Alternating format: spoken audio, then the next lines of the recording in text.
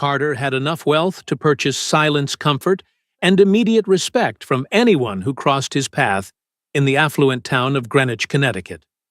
But on that crisp morning, Carter was about to discover that no amount of fortune could buy back the brilliant spark he had unknowingly extinguished inside his very own home. The sprawling estate was still blanketed in slumber when the heavy black town car glided to a halt in front of the wrought iron gates.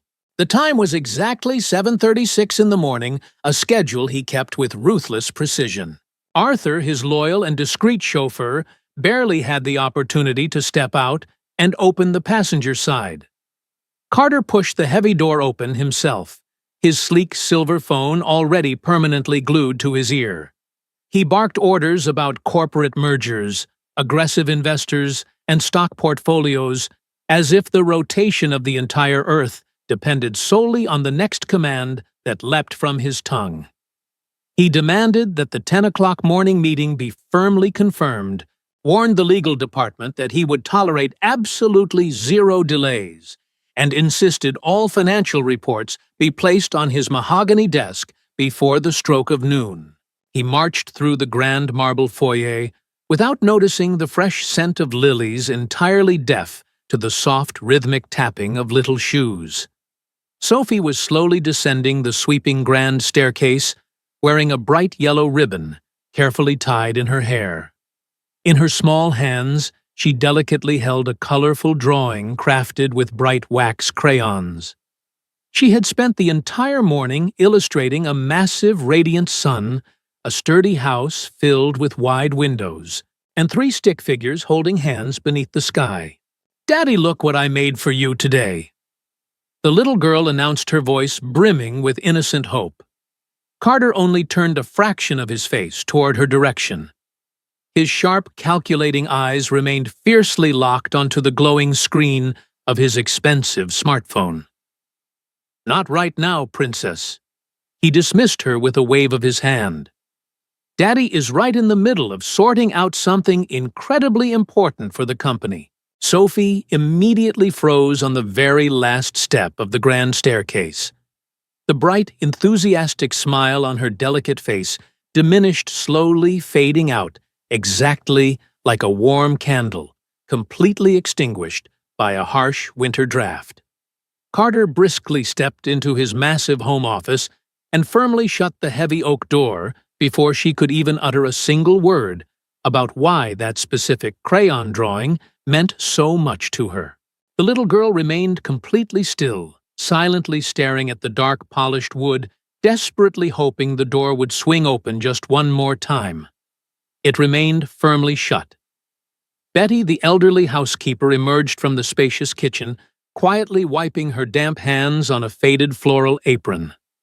She had witnessed this exact scene unfold countless times before, and every single occurrence broke a new piece of her heart.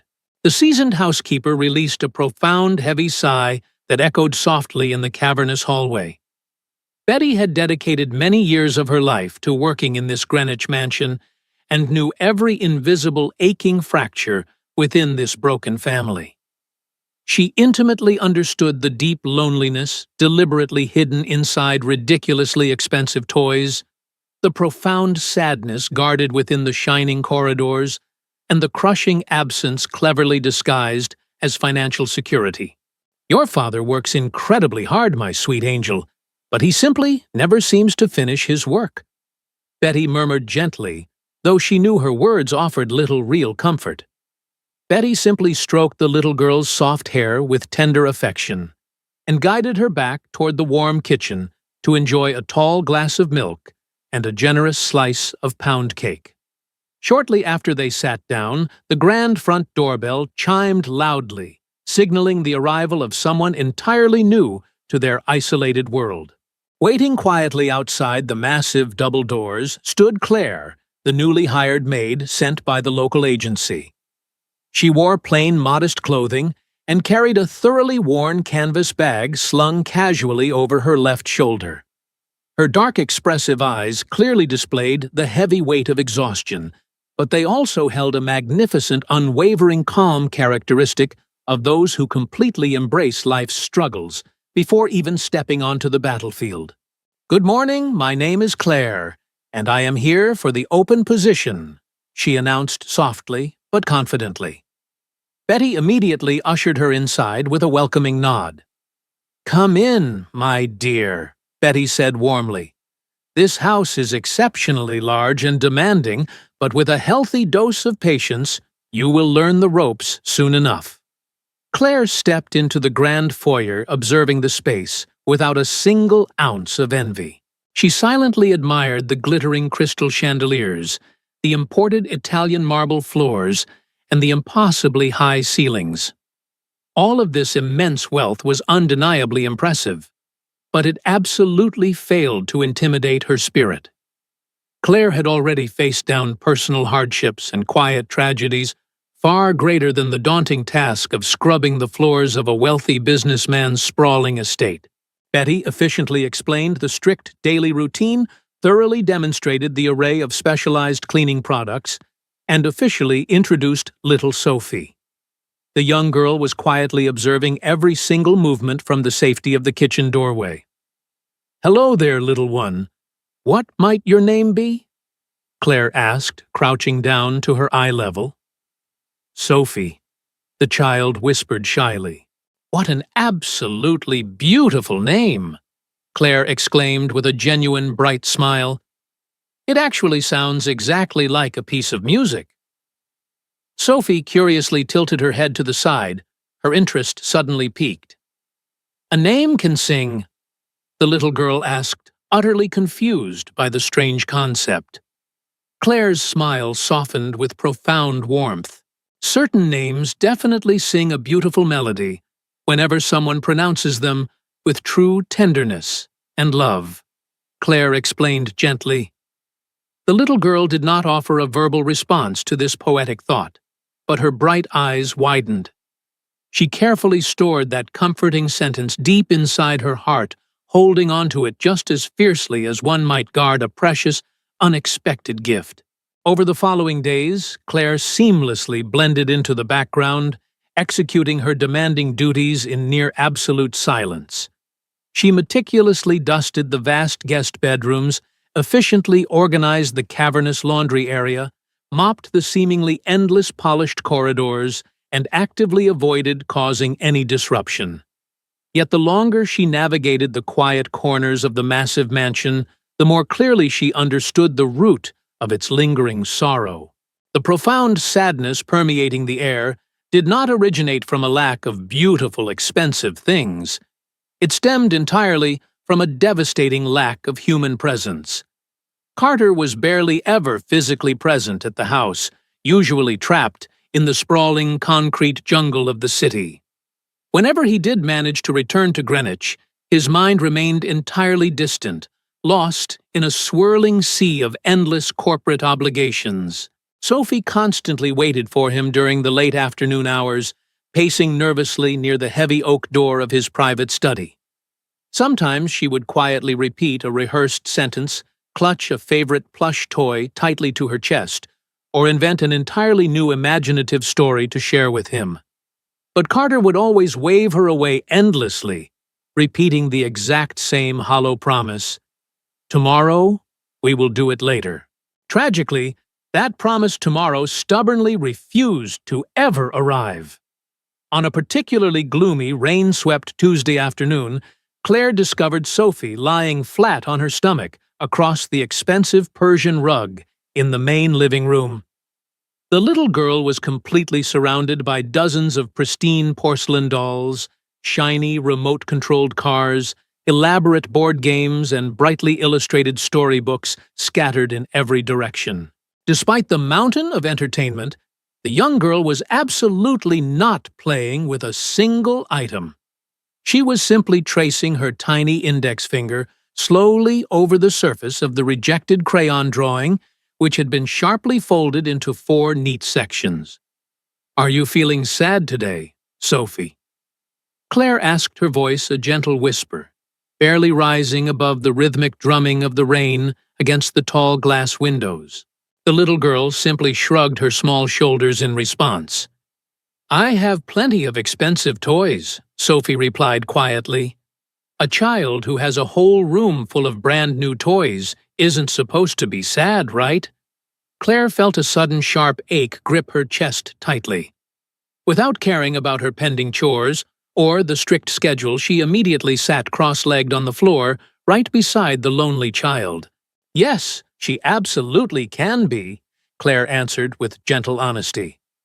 "A shiny toy only provides company for a very short amount of time, but the absence of a person you love aches for a very, very long time." Sophie lifted her head, looking intently at the maid with wide, curious eyes. No adult in this massive house had ever spoken to her with such raw, unfiltered honesty before. "When I was a little girl," Claire continued softly, staring thoughtfully at the rain sliding down the glass, "my mother used to sing whenever nostalgia and sadness made my heart hurt. She always said that while a melody cannot magically fix everything, it definitely helps a heavy heart remember how to breathe." Sophie leaned closer, thoroughly captivated by the story. "Do you know how to sing?" she asked. A brief, melancholic silence flashed quickly through Claire's tired eyes. She knew how to sing far better than she was ever willing to openly admit to strangers. Long before she resorted to scrubbing the floors of wealthy homes, long before she obsessively counted pennies at the end of every exhausting month, she had joyfully sung at local town festivals, tiny neighborhood churches, and warmly lit diners. Music had genuinely been her designated place in the vast world. But then harsh reality ruthlessly demanded the immediate payment of overdue utility bills, expensive medical prescriptions, mounting rent, and the immense responsibility of raising a daughter all on her own. Her beloved acoustic guitar had been sorrowfully packed away and forgotten in a dark closet. Consequently, her vibrant voice had slowly faded away, locked silently behind tightly sealed lips. "Will you sing a song just for me?" Sophie pleaded softly. Claire hesitated for a brief moment, but the child's desperate request was so incredibly pure that she simply could not find it in her heart to refuse. She began singing at a very low volume, making the melody sound almost exactly like a sacred, desperate prayer, echoing in a vast cathedral. She sang a beautiful, haunting tale about a tiny lost star, desperately searching across the dark midnight sky for a single lighted window where it could finally rest. Claire's voice was remarkably smooth, surprisingly steady, and absolutely overflowing with raw, unfiltered emotion. Sophie slowly sat upright, completely mesmerized, her large eyes wide open in absolute wonder as the notes floated through the chilly room. When the final delicate note completely faded into the silence, the cavernous living room suddenly felt significantly less cold and empty. "Play another one," Sophie demanded, letting out a bright, genuine burst of laughter. "Just one more quick song, and then you must go eat your lunch." Claire compromised with a warm smile.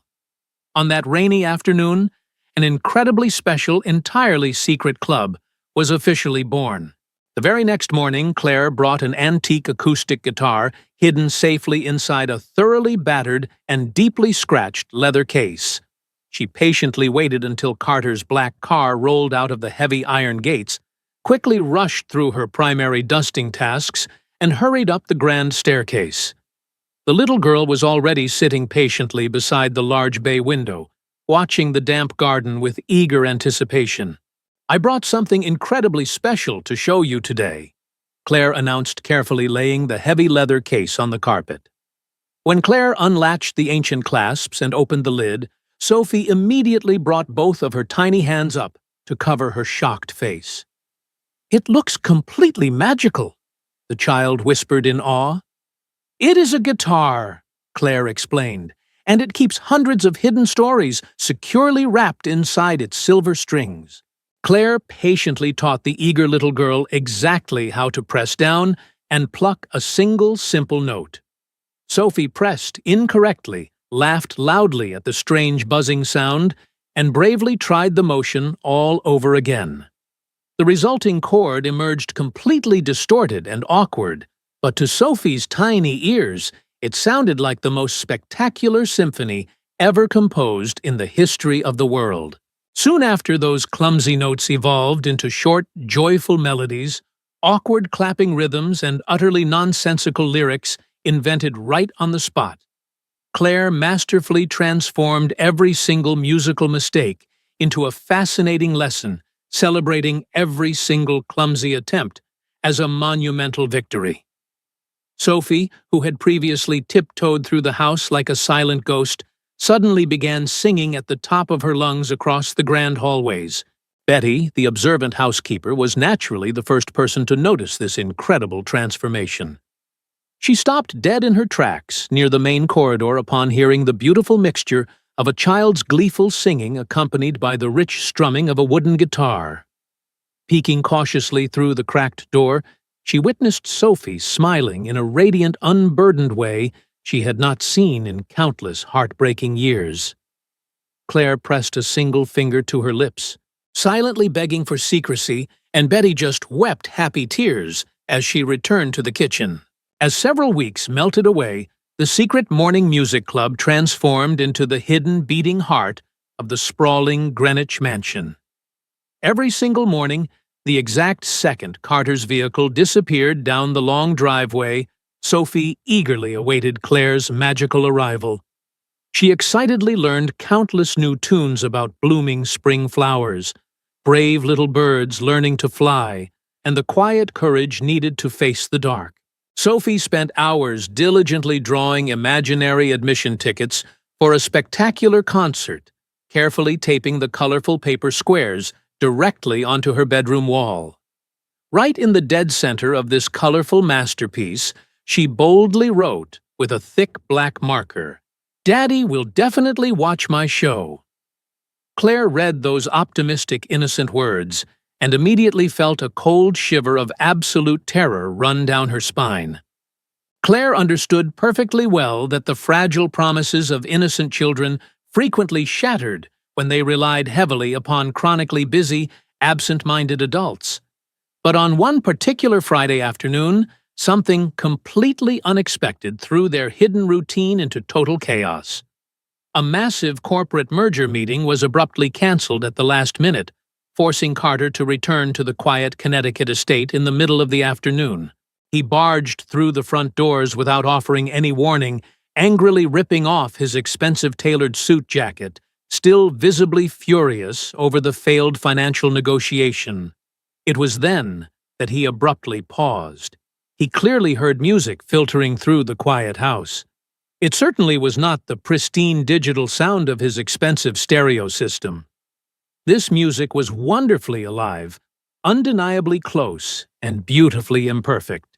Carter slowly climbed the grand sweeping staircase, his expensive leather shoes making absolutely no sound on the plush runner, and stopped completely paralyzed outside the slightly open bedroom door. Inside the brightly lit room, Claire was sitting cross-legged on the floor, gently strumming the old wooden guitar.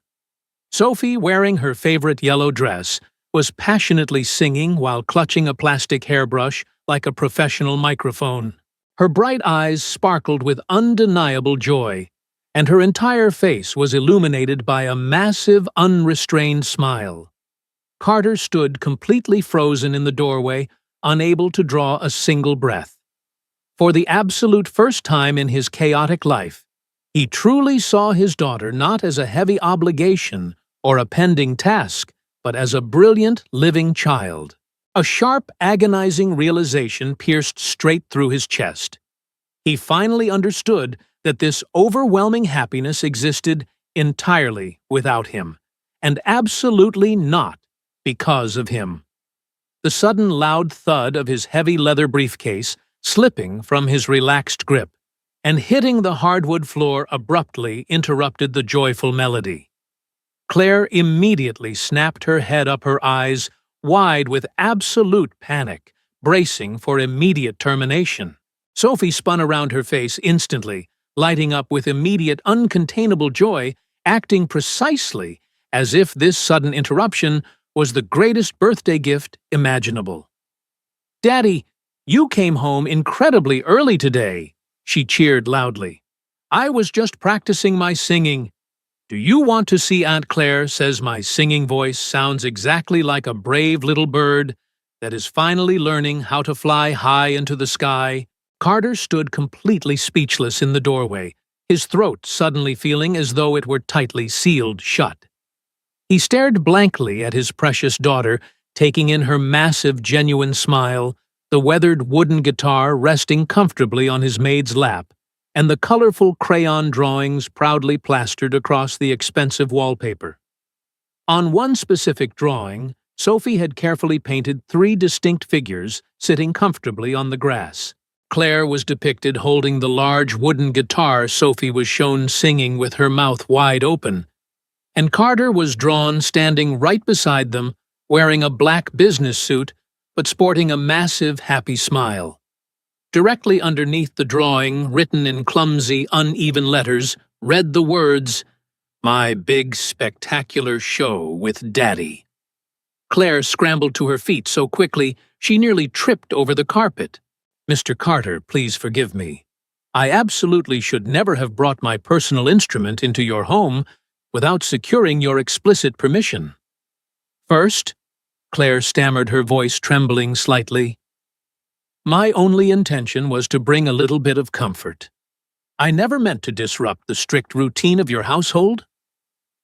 Before Carter could respond, Sophie rushed forward and desperately grabbed his large hand. "Please do not fire Aunt Claire and send her away. Daddy," the little girl begged, her voice cracking with sudden panic. "She was only teaching me how to make beautiful music. I promise I did not make a huge mess or break any of the house rules." That single terrified sentence wounded Carter far more deeply than any harsh corporate accusation ever could. His very own little girl already fully expected to lose something incredibly wonderful. At such a tender age, she was already intimately familiar with the devastating sensation of watching a vital door slam permanently shut in her face. Carter took a long, shaky breath, fighting back the strange moisture gathering in his eyes, and finally stepped directly into the center of the brightly lit bedroom. "Sophie, please go downstairs and drink a tall glass of cold water with Betty. For just 1 minute," he instructed softly. "I really need to have a private conversation with Claire." The little girl's lower lip trembled. "But did I do something terribly wrong?" she asked softly. "No, my sweet princess, you did absolutely nothing wrong at all," he assured her, offering a rare, gentle smile. Sophie obediently shuffled out of the room frequently, glancing over her tiny shoulder as if she were deeply terrified of completely abandoning a buried treasure. When Carter was finally left entirely alone with Claire, he slowly walked over to the large bay window. Gazing outside, the perfectly manicured, incredibly expensive gardens suddenly appeared utterly empty, completely devoid of any real life or profound meaning.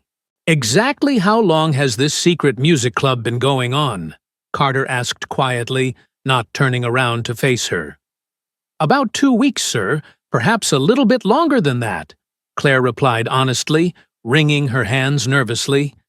"It only started because Sophie was feeling incredibly sad and lonely." Carter squeezed his eyes shut tightly. Sad.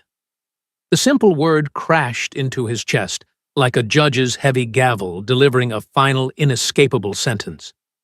He brilliantly managed thousands of employees, effortlessly memorized complex global market reports, and successfully predicted massive financial crises before they ever happened. Yet he had completely failed to notice the crushing, suffocating sadness slowly consuming his own child right inside his own living room. "Are you a professionally trained music teacher?" Carter asked, finally turning around to face the nervous woman standing by the bed. Claire bashfully lowered her gaze toward the scuffed wooden floorboards. "Not in any official capacity, sir. I used to sing quite a bit in the past. I played my guitar in small neighborhood venues and local diners, but eventually I had to choose a steady, reliable job. I have a daughter, Ivy, who currently lives far away with my mother, Mary, in a quiet, rural town. Claire took a breath and continued, I send nearly all my earnings back to them so Ivy can afford a proper education and a safe home. Simply playing the guitar and singing local gigs just didn't pay enough to cover all the rising bills. Carter slowly turned fully toward her, truly seeing Claire for the very first time. She was not just a maid in a uniform. She was a deeply loving mother who quietly carried her own heavy burdens and silent losses. You willingly stay miles away from your own daughter just to clean my floors and look after my massive house, he observed softly. I stay far away to guarantee that she has the stable, secure life that I never had the privilege to enjoy, Claire replied. Her steady response carried absolutely no bitter resentment. It only possessed quiet, unbreakable dignity. Carter felt a wave of profound, suffocating shame wash entirely over him. He physically lived inside the exact same house as Sophie, sleeping merely a few rooms away, and yet he was completely emotionally absent from her entire existence. Claire, on the other hand, was physically separated from her own child by cruel financial necessity. Yet she somehow miraculously found the incredible strength to offer genuine warmth and presence to someone else's lonely daughter. Sophie clearly loves you very much, Carter stated quietly, his voice thick with unexpressed emotion. I love her dearly too, sir. Claire responded carefully. But I perfectly understand my position as an employee here. If it makes you uncomfortable, I swear I will never bring the guitar into this house ever again. Carter shook his head immediately. No, he commanded softly, startling the anxious maid. Claire tentatively raised her dark eyes to meet his gaze. Please, do not stop playing. Carter pleaded, his voice breaking slightly. For the first time in years, I saw my daughter genuinely, completely happy. I absolutely refuse to be the person who tears that beautiful joy away from her. Just then, the heavy wooden door creaked open a few inches, and a tiny face peeked inside. Sophie slowly crept back into the bedroom, with Betty the housekeeper nervously hovering right behind her in the hallway, both of them terribly failing at pretending they hadn't been eavesdropping. Carter deliberately dropped down onto his knees, directly on the carpet, an incredibly rare, vulnerable gesture that caused the little girl's eyes to widen in pure shock. Do you truly want to keep learning how to play the guitar and sing?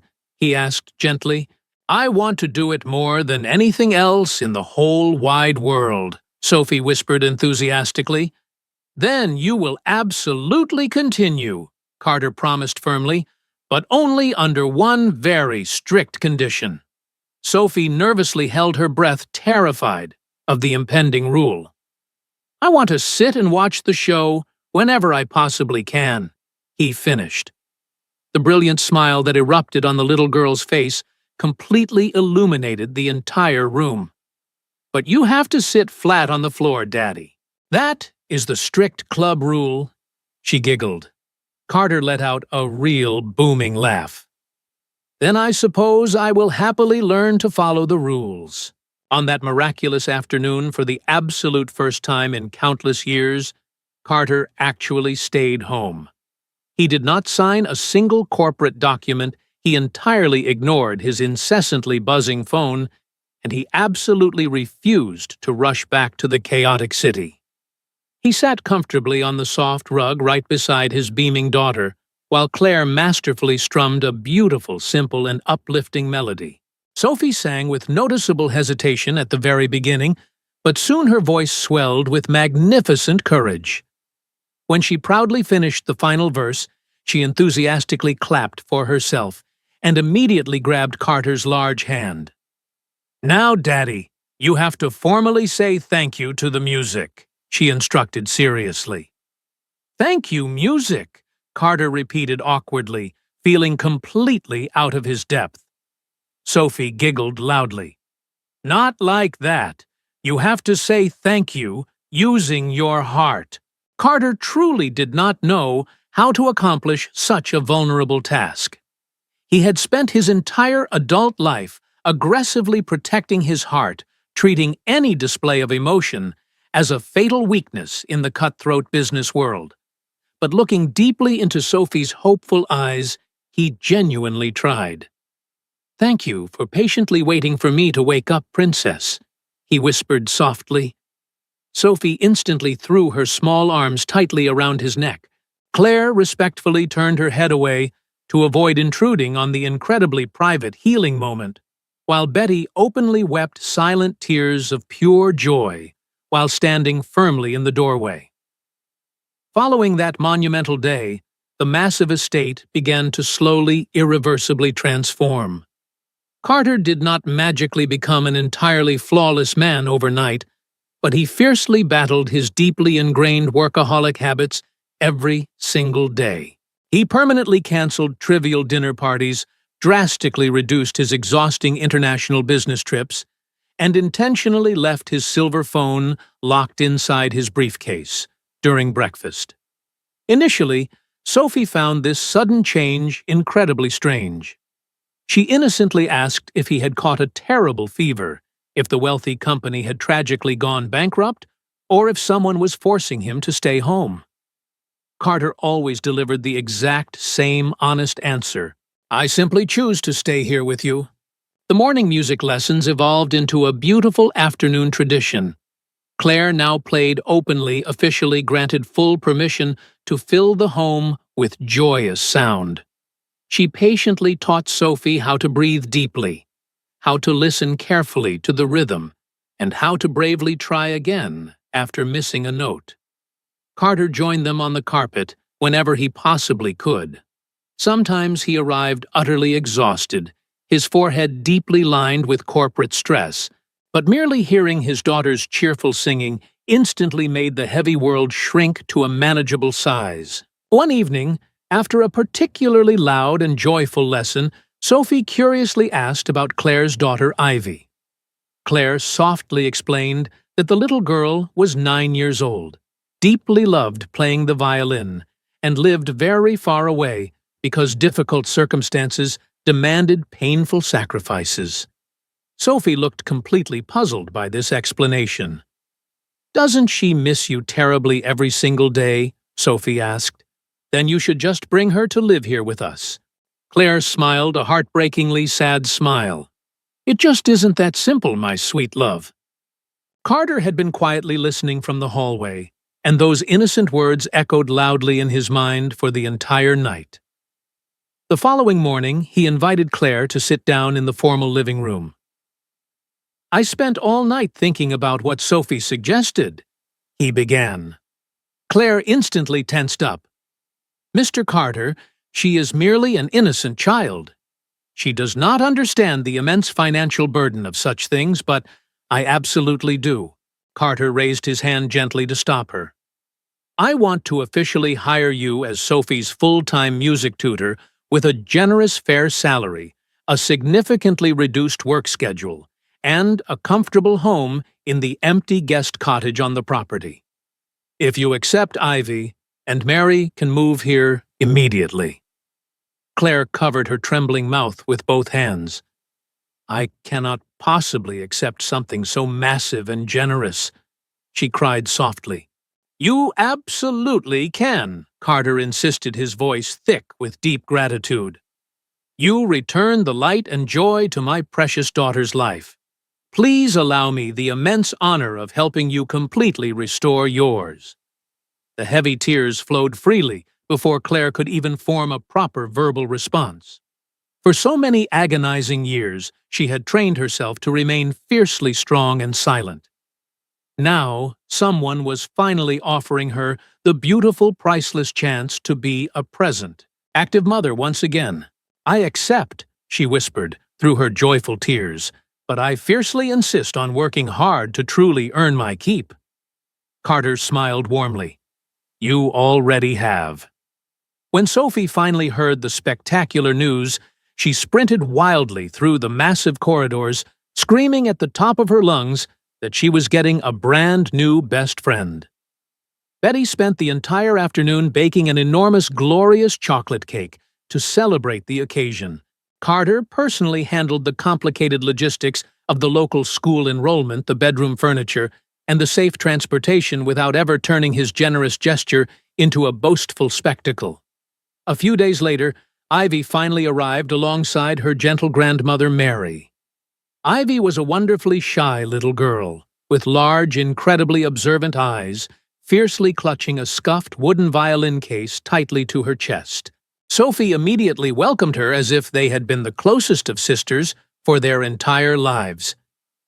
"Do you want to sing a song with me right now?" Sophie asked excitedly. Ivy looked nervously up at Claire, who nodded encouragingly, and then offered a bright, shy smile. "I would love to," Ivy replied softly. That very evening, the grand Greenwich mansion overflowed with beautiful, chaotic music until very late into the night. It was absolutely far from a perfect professional performance. There were plenty of sharply missed notes, bursts of uncontrollable giggling, completely mismatched harmonies, and dirty dessert plates forgotten on the expensive coffee table.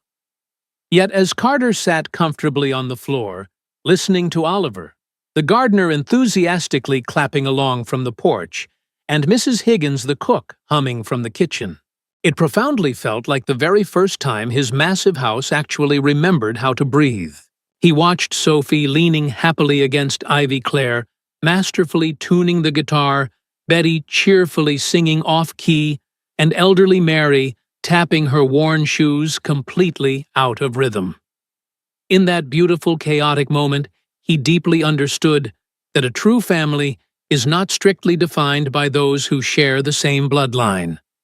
It is beautifully forged by those who deliberately choose to stay close when someone desperately needs to be seen and loved. This newfound peace would soon be tested when a serious message arrived from Penelope, his estranged ex-wife, demanding an immediate meeting regarding Sophie's future. However, instead of running away into his work, Carter faced Penelope with calm, unwavering confidence. Penelope arrived fully expecting to find the cold, distant man she had divorced, but instead, she found a fiercely present, loving father, surrounded by a noisy, vibrant, and utterly joyous household. The conversation was undeniably difficult, but it concluded peacefully with Penelope agreeing to visit regularly and respecting the beautiful new harmony Carter had built.